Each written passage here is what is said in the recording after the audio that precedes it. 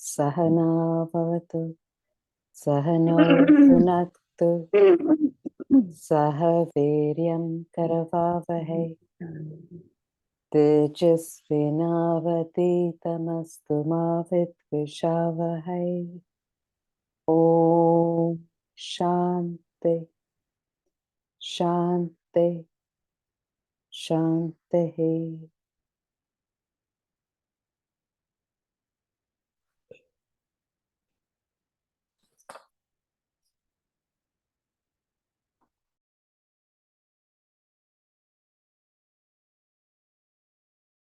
So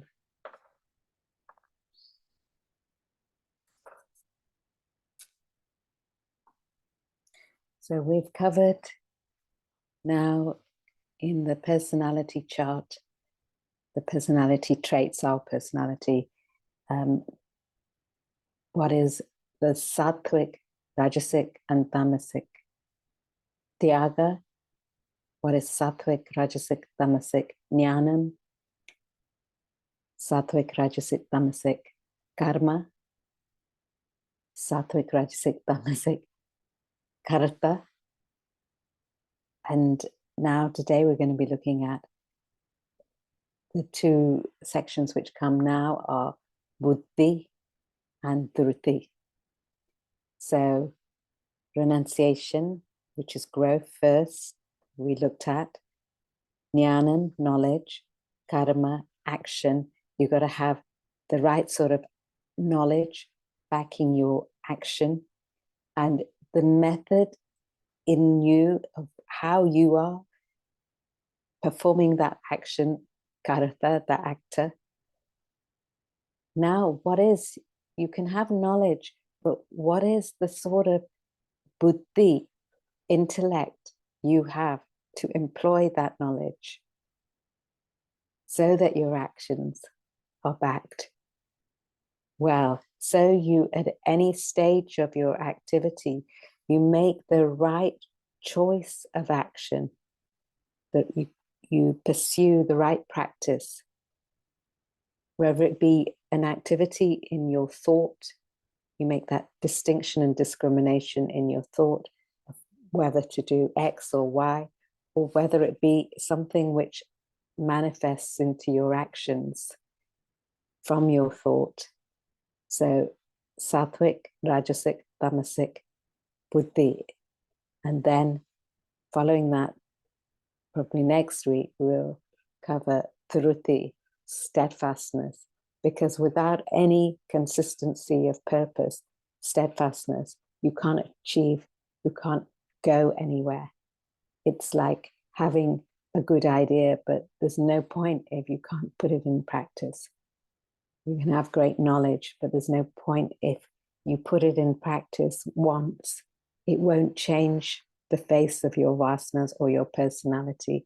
It doesn't go anywhere. So there needs to be that steadfastness in your discrimination, in your actions, the way you behave, in your knowledge, which is the starting point, stem of where you take that knowledge in the earlier hours of the morning, based on that knowledge which is leading you to that universal truth.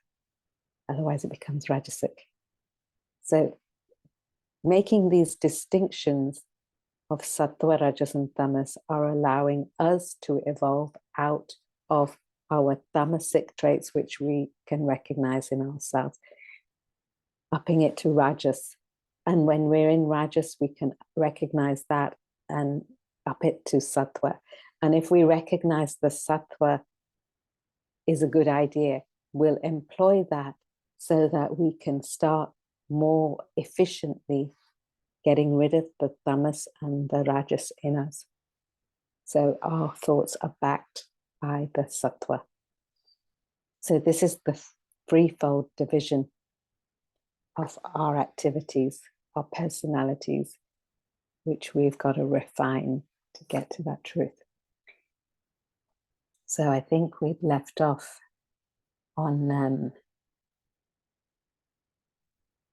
30, isn't it? We're about to begin 30. Okay. Let's go.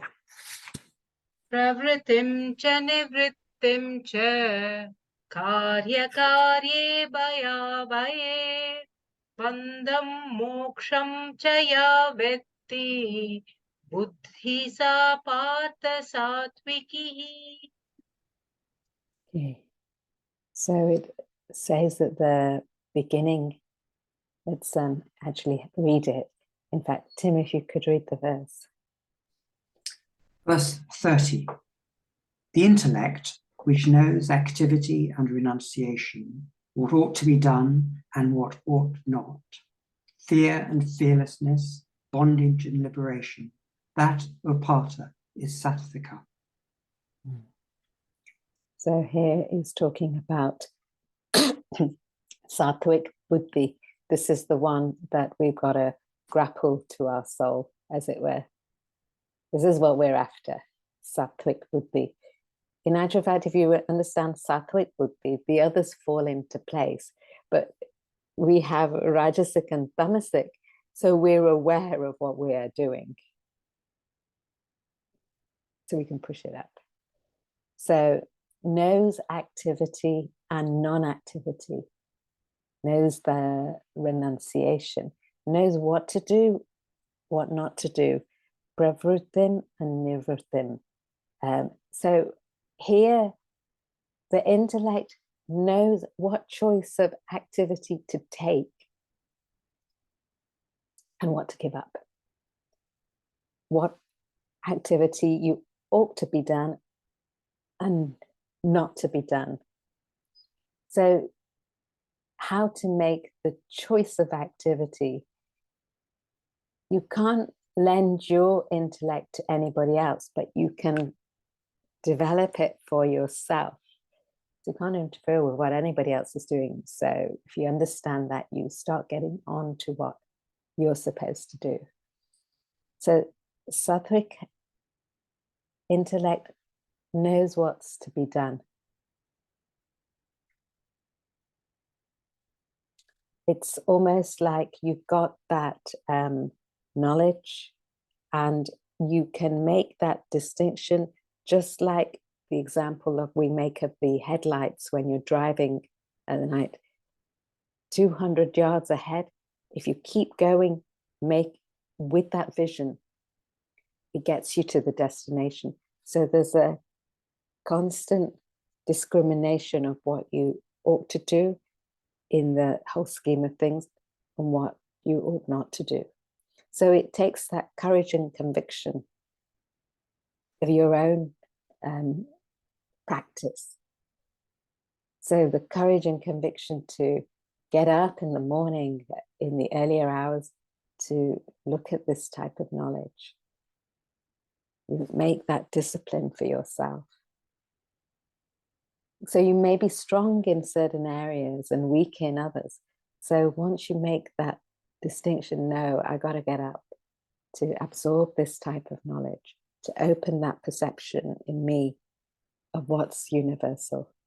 What am I doing here? What's my existence for? So Sattvic intellect pushes you in that direction, makes that distinction. So once you've chosen a field of activity with your Sattvic intellect, you know, something which is inherent to you, it makes it easier for that spiritual evolution. If you choose a paradharmic activity, an activity alien to your type of nature, it's constantly pressuring you with desires. So you're never satiated. So with the right field of activity, you make the choice. It says what ought to be done. You don't have that fear when you're on a path which you know is within your inclination. It cuts out the noise. It removes the fear. Whereas when you're on a path opposite, you fear in yourself. You don't feel comfortable. The desires are not getting satiated. So you've got to always check. You've got to stick and choose what is your actual nature, swadharmic nature. A clear-cut intellect can do that for you and cut out the noise. So you choose a life of growth, renunciation. Renunciation just means that you are dropping the lower because you have something higher already in place.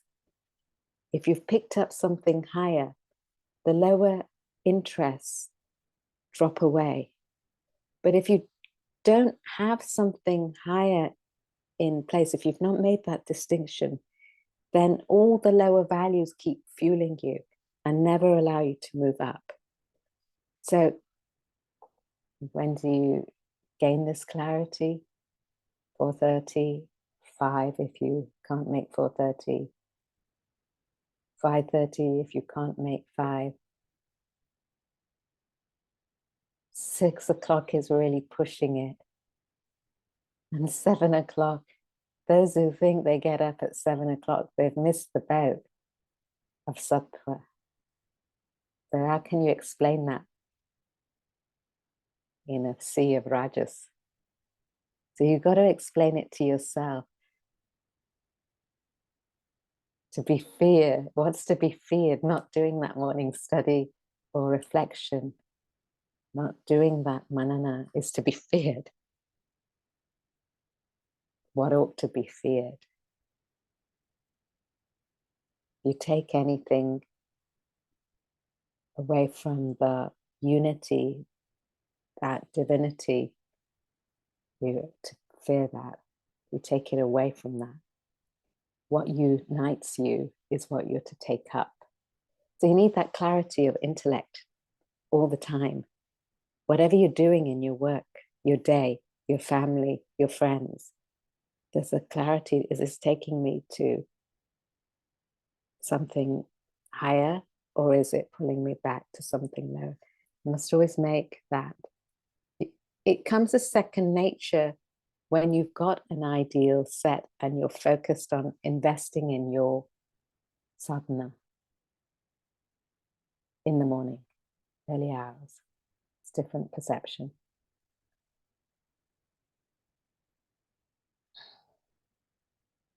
So there's a clear stream of reason. And when you have reason, you cut out the fear. Vayaha.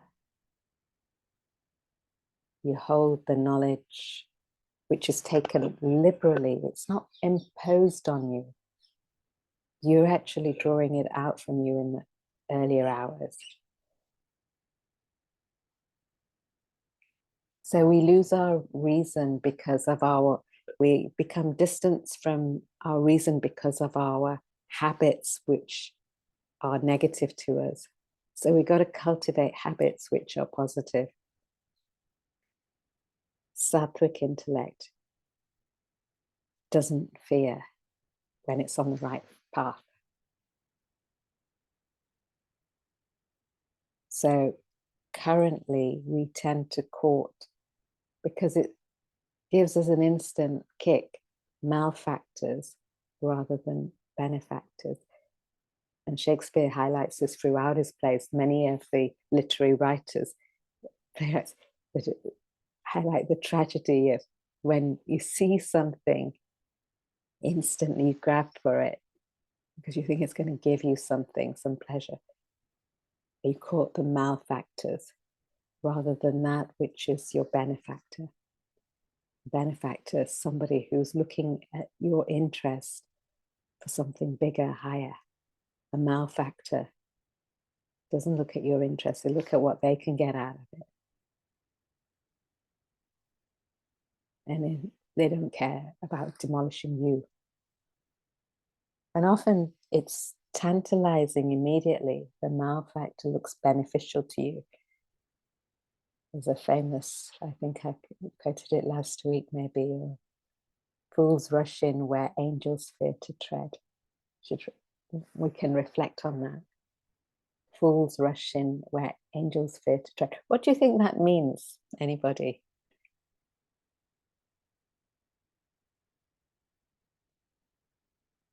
Vidya. I mean, here the fools, we believe, do not have a well-developed buddhi. They use their mind. So they go for instant pleasure, instant gratification. So they do not think, they don't do that discrimination.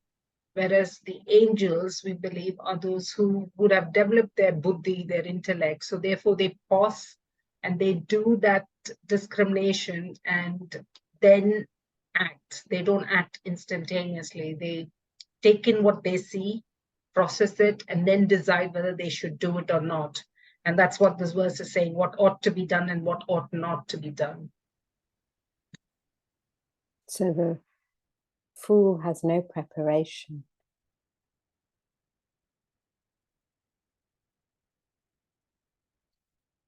The angel's prepared and does what it is that needed to be done.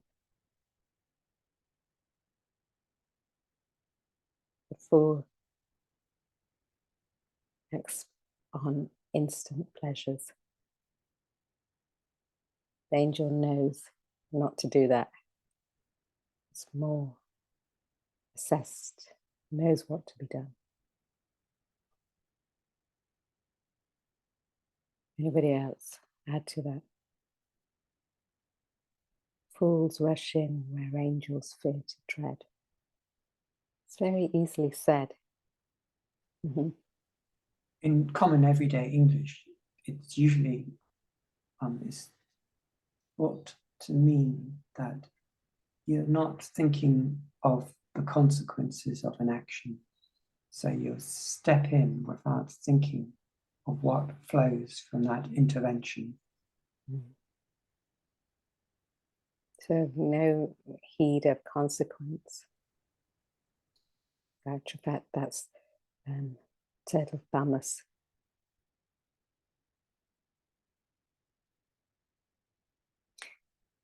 So with knowledge, understanding, you're not afraid of anything.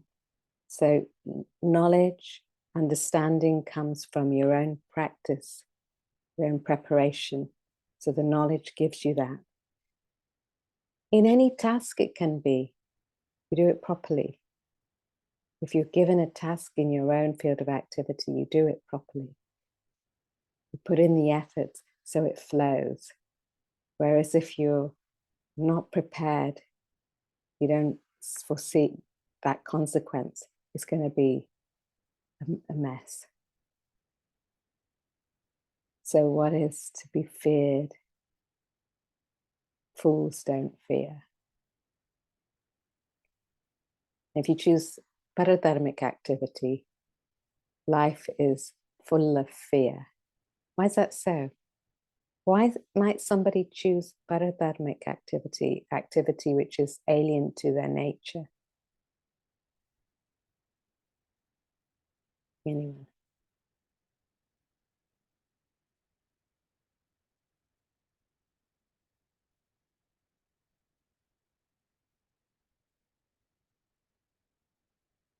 Builds up frustration.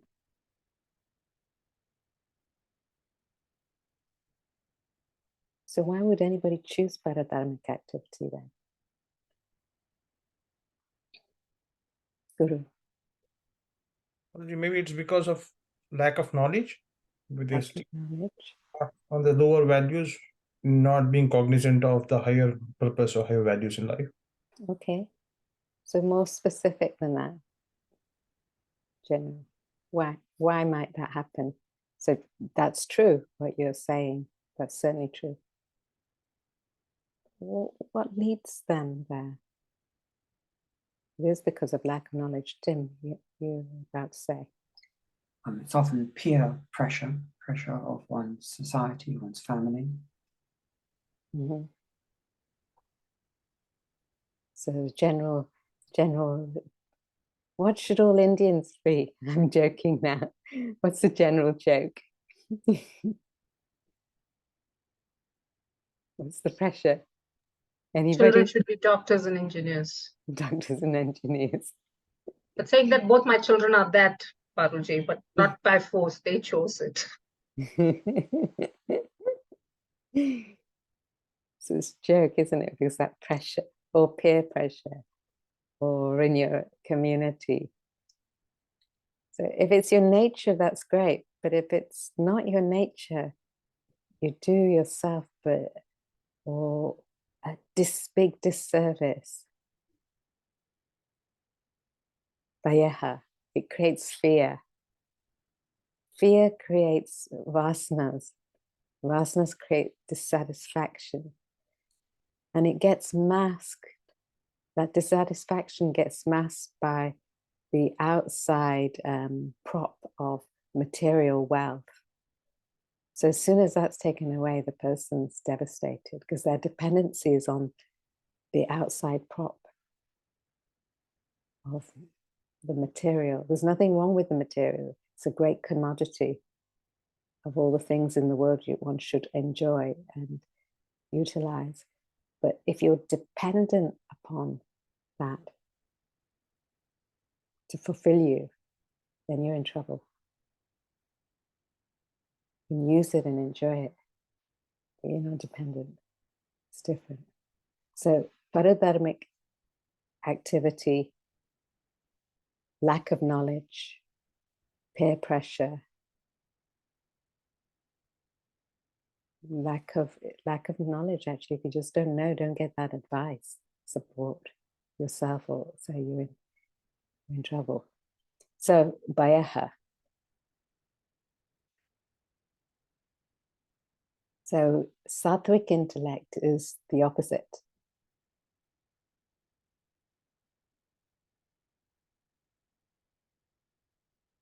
Without fear. So it does the opposite of getting up late, not exercising, eating the wrong foods, thinking of our own interests. These are the opposites of sattvic intellect. Sattvic intellect looks at the interests of all, thinks about how to keep your health, eating correctly, exercising, thinking of your timing of when you sleep, keeping you in good nick. Then you can keep others in good nick if you do that yourself. Keeping your space and planet in good nick. If you don't keep that in good nick, then you have to suffer it. Each one of us has to suffer it. If we only look at our own interests. I know it's changed in India now, but I remember when I was younger, like the whole house is spick and span. And then you walk down the street, it's something else. And one day, when I remember when I was 5, 6 years old, we were just walking down the street in a very congested area, but interesting as an artist, definitely. Very congested area called Buleshwar. Everybody might have heard of this place. And suddenly walking down, it's a very busy marketplace. And suddenly somebody from the balcony as we're walking dropped all their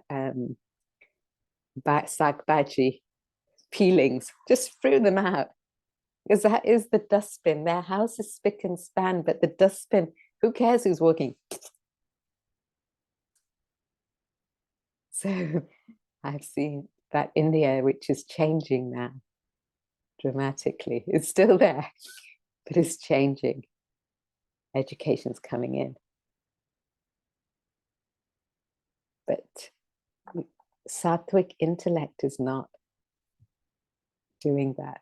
See, you can't do your puja and then do that. You can, but you've got to assess what's going on there in the Sattva, Rajas and Tamas.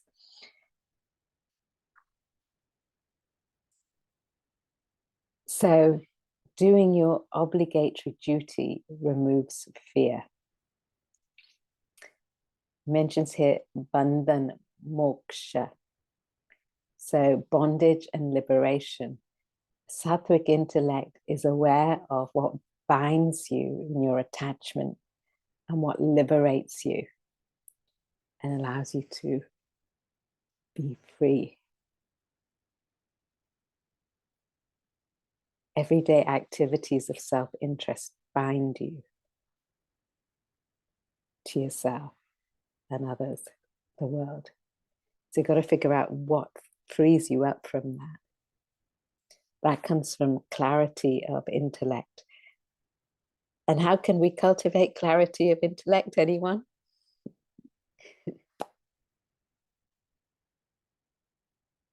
How does one cultivate clarity of intellect? What are we saying here?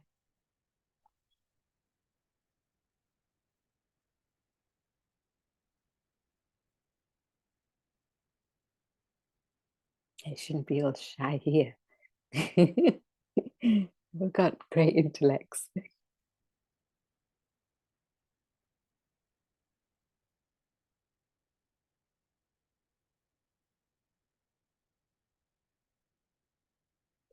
Anyone?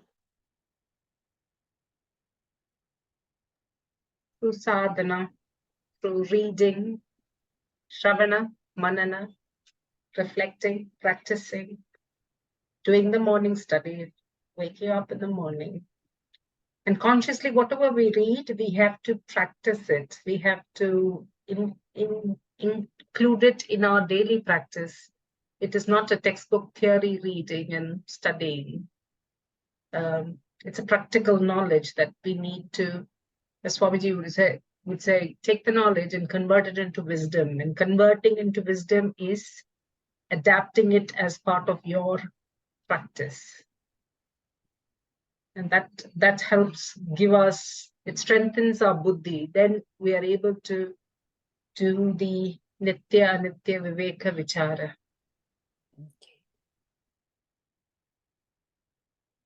Okay, good. Anyone else?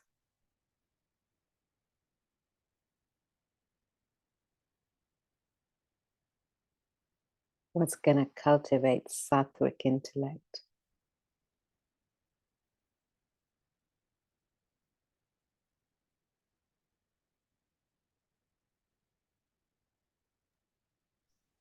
Being focused on higher goal. Okay, but how are you going to get that? True? Tim? It's partly by identifying what is tamas, what is rajas. By identifying those, you more clearly see what is sattvic. Okay.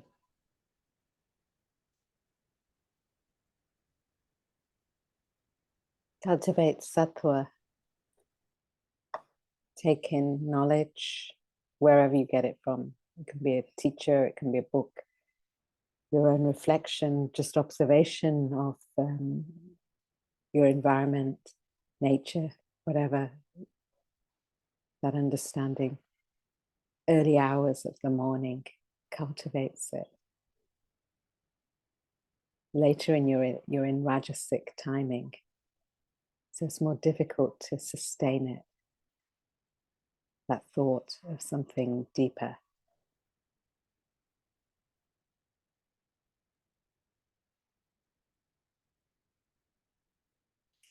Once you get into the swing of taking in knowledge in the earlier hours, it's difficult to conceive it later in the day. Yes, you can do all of that, but if you really want to cultivate that perception when it's quiet, when nobody's around, in those earlier hours, you get a different perception. Got to try it out.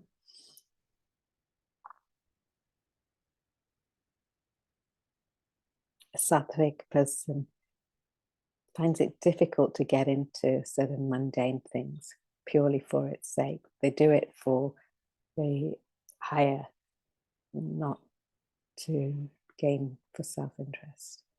Otherwise, it's like almost like a fish out of water.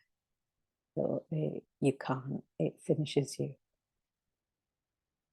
So you go with that value and practice with that interest to serve, not other. Let's read the commentary.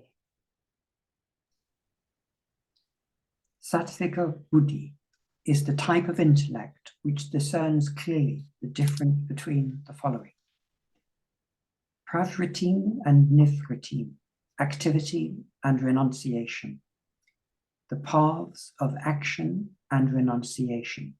The choice of the field of activity depends upon one's inherent tendency, nature, vasanas, known as svadharma. What is opposed to one's innate nature, vasanas, is paradharma. Sattvika intellect understands the difference between the two, chooses svadharmika activity and rejects the paradharmika. So in chapter 3, just as a reference, I think it's 40, you'll have to look through for the exact verse number, 40 something it is. It says it's better to die doing swadharma poorly than doing paradharmic activity. It's better to die in doing your swadharma, even if it's poorly done, than doing paradharmic activity. Is that important to choose the right field, your right vocation? Let's go, continue. Karyam and akaryam. What ought to be done and what ought not. Having chosen the field of activity, the Sattvika intellect further sets action in the right direction. The mind runs after what it desires and avoids what it does not. It operates on likes and dislikes. The Sattvika intellect rises above the mind's impulses and guides action properly. It knows what is obligatory and what to discard, makes the right choice of action. So you can only choose what you ought to do if you've really thought about what your ideal is, what you're heading for. If you've not thought about it, you get swept up by everybody else's what's supposed to be obligation. Your whole society will tell you what you should think and do. It may not be what you're supposed to be doing. So you really need to think in terms of your spiritual evolution. What are you supposed to be doing? What is your vocation? Are you running in line with it? What ought you to do?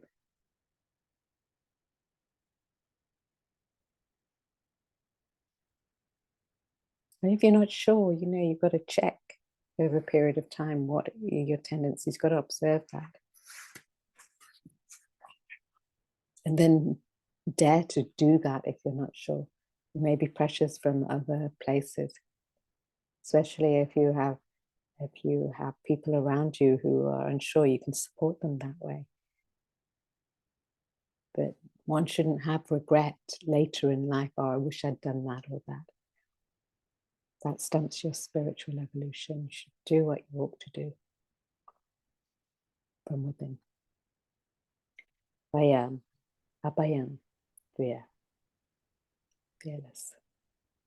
Bhayam and abhayam, fear and fearlessness. Ironically, people do not fear what is dreadful and fear what is benevolent. As the saying goes, fools rush in where angels fear to tread. The modern man plunges fearlessly into sensual indulgence, emotional relationship, and intellectual prejudice without restraint, whereas he feels reluctant to take to spiritual discipline. Sattvika intellect sees this paradox in life, distinguishes the fearless from the fearful. So it's often promoted to be indulgent in the society that we live. In actual fact, if you don't do certain things, if you, it's considered as though you're what's the word? You don't enjoy. But in actual fact, the true enjoyment is when you intelligently abstain from the things which might harm you or in your indulgence cause a very quick fix, but don't give you any more enjoyment or insight. And that objectiveness allows you to actually enjoy fully the more the bigger things of life. The quick fix kills the enjoyment and pleasure of life.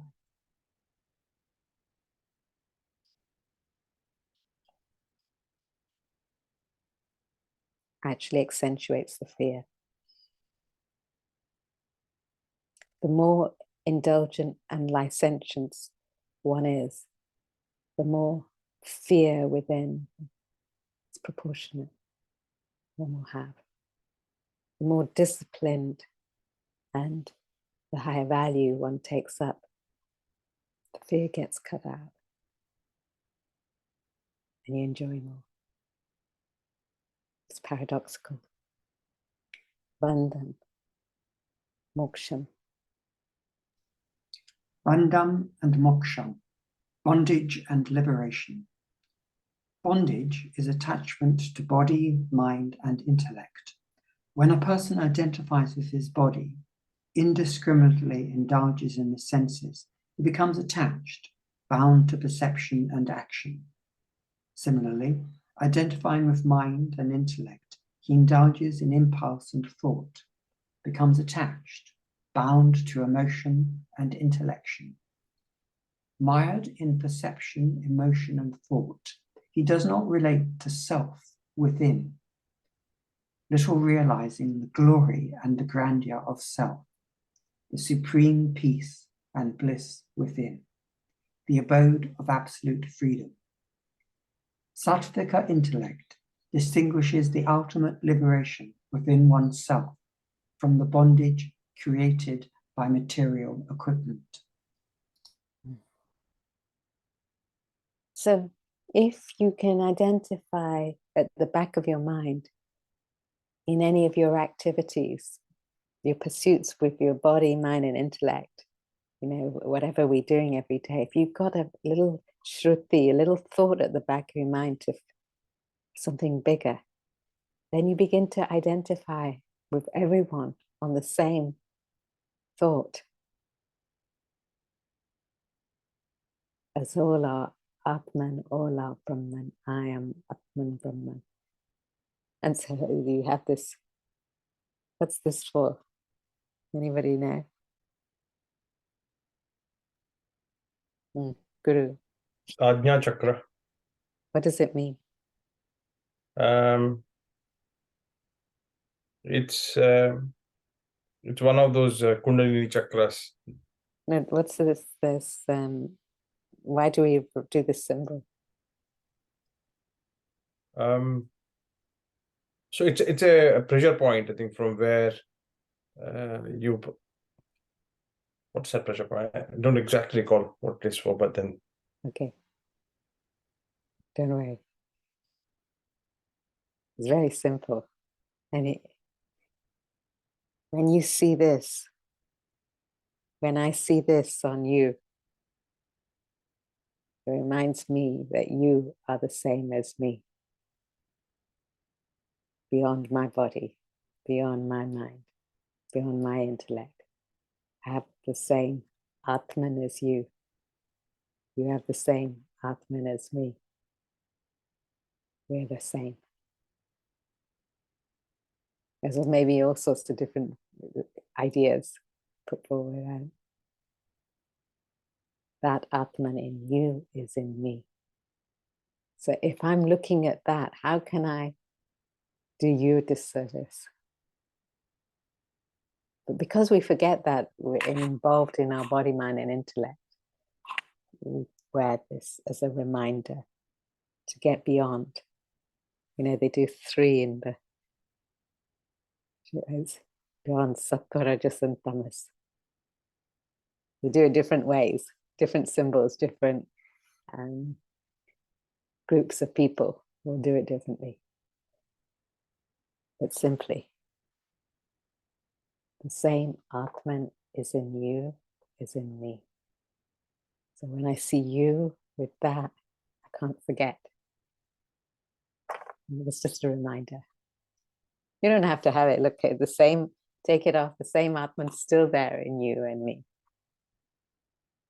But because we forget, we keep this reminder. bondage, liberation. So when the focus is on the body, mind, and intellect, outward, you forget that truth. When the focus is on the self, in the pursuit of whatever you need to do in your swadharmic activity, you're reminded of that self always. If you feel the self is the same in you as in me, when you go anywhere in life, you always feel the Atman is the same in the stranger that you think is a stranger. Actually, they're not your stranger. They're the same as you.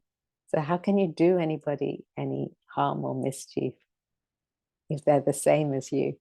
Unless it's something necessary, it's interfering with your whole. Otherwise, you won't ever touch it in any negative way.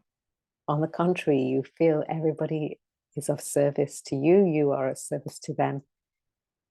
The whole idea is to get to that self. You can never feel lonely that way. When you identify with your body, mind, and intellect, you make that individuality. Sattvic intellect cultivates that.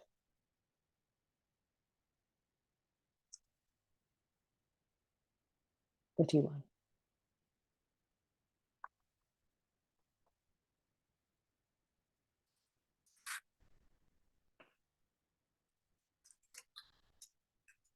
Let's go 31. Ya ya dharmam adharmam cha karyam karyameva cha ayathavat prajanati buddhi sa partharajasi.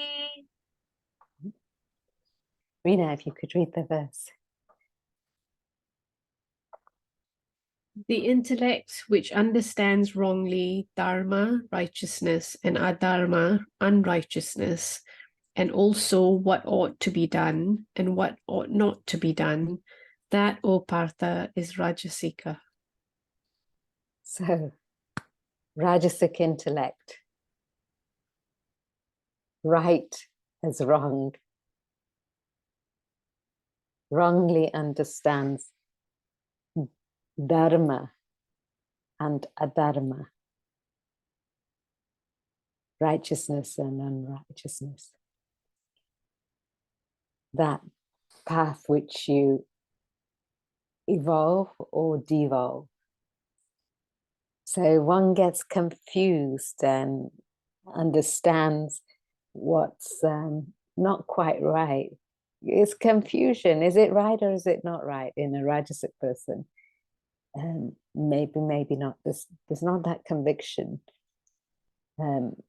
Doesn't quite understand what dharma is and adharma. It's a confusion going on. What ought to be done, and intellectually understands it wrongly. Makes the distinction of the material as far more enterprising than the truth and liberal thinking. It's far more enterprising to be materially orientated, to gain and grab, with a misconception of what the wealth of the world is for.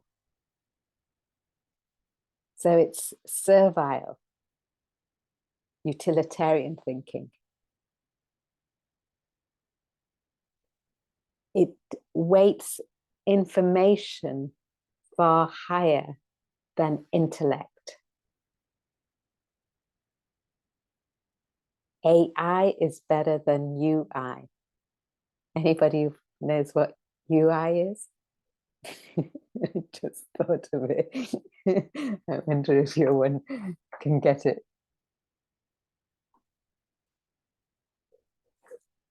Artificial intelligence, AI, I think we all know by now. Universal intellect.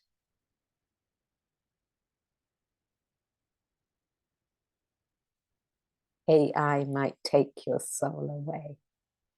UI will give it back to you. sattvic intellect. You've got to get a grip on. So, Rajasic intellect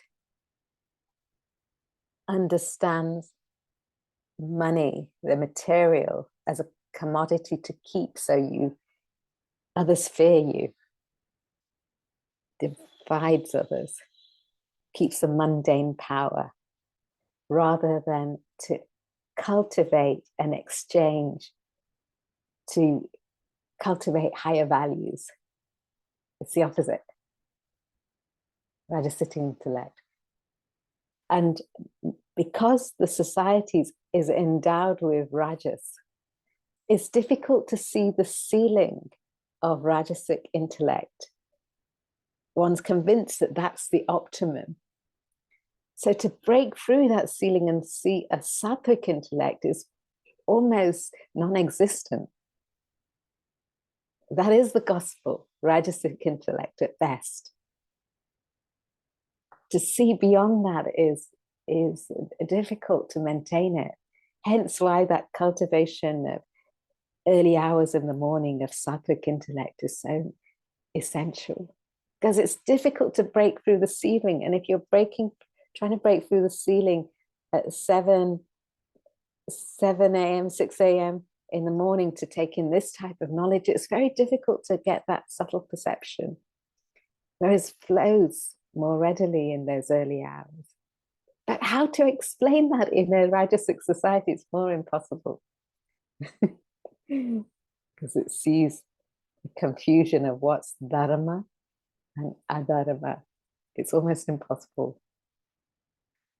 Dharma and adharma, it gets them confused. Adharma is almost dharmic in the Rajasic view. You can't explain it to them until they themselves experience it. So many people will come to the academy and think, wow, I never knew anything existed like this. It does exist in different places across the world, such places. But to actually, as a norm, wake at 4:30 and reflect on values and discuss the higher values, debate it and discuss it, digest it, actually cultivate that sort of personality within yourself, and then you go and live it in your life. And as it's a norm, not as a minority, it's a norm for your living. That different thought. So let's read 31. Guru. Orange, I did have a doubt on this one. Is there a possibility that a man performs karma with the knowledge that it is adharma? Right? So there might be a paradox. So you're doing a karma, it might be a naimittika karma or maybe some compulsive act, but with the full knowledge that that is not dharma. Yeah, that's what many people, you might be doing that because your desires push you in such a power, it's not the right thing to do. Everybody's doing it, but you do it. So if it's to take you to a higher value, you may have to pursue certain things till it gets you out of it. If you got knowledge of it, you will at some stage drop that adharmic value. It takes time. If that's what your question is that right? Yeah. So I think having the knowledge ideally should not take you into the path of adharma, but then I guess you still probably would, do certain activities, and eventually probably you would wean off those activities, is how I understand it. Am I right? See, if it's a predominantly sattvic characteristic in oneself, then you can't get rid of it overnight. Yeah. But you can cultivate sattva, which will slowly make you drop it because you've got something better to do. And it's when you recognize what's dharmic that you will then not consider the adharmic. But whilst you're in it, You might realize it, recognize it by knowledge, but not have the capacity nor the wisdom. Hence why it's broken down. Jnanam, karma, karta, renunciation. There's gradations in, your knowledge might be sattvic, but your actions might be quite tamasic or rajasic. So it's cultivating out and having that knowledge how to behave. It takes time if you've got peer pressure of all sorts of different things. But then you get out, once you recognize it, you'll lead yourself out of it. You won't stay there with some dhruti. That's why dhruti is important, consistency of purpose. It doesn't happen with one click. Yeah. That's the idea. Thank you, Raulji. Rina. Rajasika Buddhi is intellect which understands wrongly dharma, righteousness, and adharma, unrighteousness. The Shastra scripture describes the glory of dharma and the ignominy of adharma. Yet the Rajasika intellect misconceives them. The Rajasika intellect also misunderstands karya, what ought to be done, and akarya, what ought not to be done. Wrongly understands one's obligatory duty and responsibility and what is not obligatory. With intellect misconception, the mind's feeling and bodily action go wrong as well. Losing sight of the Supreme Self within the Rajasika intellect takes you down the material and sensual path. So that's where one gets hooked on only. There's nothing wrong with material. There's nothing wrong with enjoying your senses. But when you're hooked on that, opposed to something bigger, you can't move. It's quick fix. You'll be forever wanting certain things to fix you. A dependency. So spiritual evolution is an independent status from your world. So you can actually relate properly. I'm not quite sure what the difference is between karya and dharma, and adharma and akarya.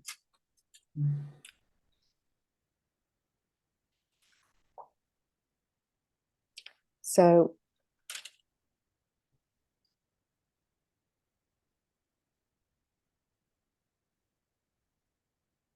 in the commentary, it's asking that the Rajasika intellect misunderstands karya, what ought to be done. So what is the difference between karya and dharma, righteousness?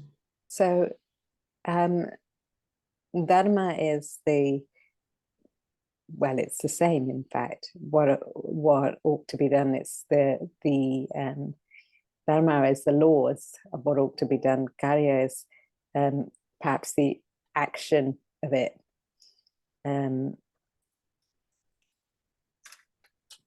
So karya is more the action and dharma is more the general concept. Is that right? Yeah, I would say that. Thank you.